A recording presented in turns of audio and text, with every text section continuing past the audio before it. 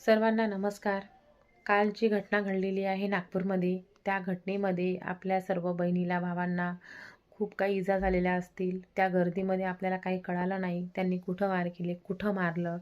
आपल्याला ते वेदना आता घरी येऊन कळत आहे. कोण घरी पोचले का नाही व्यवस्थित, याची खात्री सर्व एकमेकांना विचारून फोन करा. शासनाला आपली काही गरज नाही. त्यांनी आपल्याला दळदळ कुत्र्यासारखे मारले.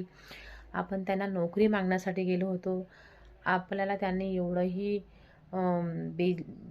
बेरोजगार समजलं की त्यांनी आपल्याला आपला कोणताच प्रश्न मुद्दा मांडलेला नाही आहे.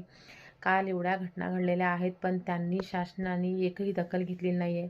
काल ज्या नागपूरमध्ये जी घटना घडली स्टेडियममध्ये, माझे हात दोन्ही सुजलेले आहेत. शासनाला एकच सांगायचं आहे की तुम्ही जी योजना काढता, लोकांना जीव घेण्यासाठी योजना काढता का? तुम्ही जी योजना काढता त्याचं तुम्ही खंबीर राहा. तुम्ही जर तुमच्या शब्दावर कायम नाही आहेत ना, तर तुम्ही त्या खुर्चीवर बसण्याच्या लायक नाही आहे. तुम्ही कोणत्या नाही करत आहे. तुमच्याकडे पैसा नाही आहे, बाकी गोष्टीसाठी तुमच्याकडे भरपूर पैसा आहे. आज गोरगरिबाचे लेकरं तिथं भीक मागत होते, उपाशी राहिले, थंडीत झोपले, तिथं भीक मागायला आले होते का? की तुम्ही आम्हाला कुत्र्यासारखे मारले सर्वांना. आम्ही आमचा रोजगार मागायला आलो होतो. आज हे एवढाले आमचे तुम्ही हाल केले महिला भगिनीचे.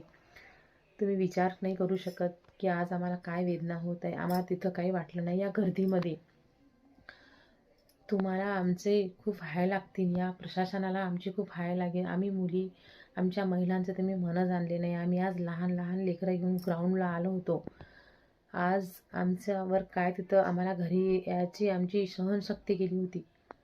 प्रशासनाने जर दखल नाही घेतली तरी आम्ही तुम्हाला एवढं तिथं कोणतीही चूक न करता मोर्चा सपोर्ट केला. तुम्ही आमच्या मोर्चाला आम्हाला मारहाण केली.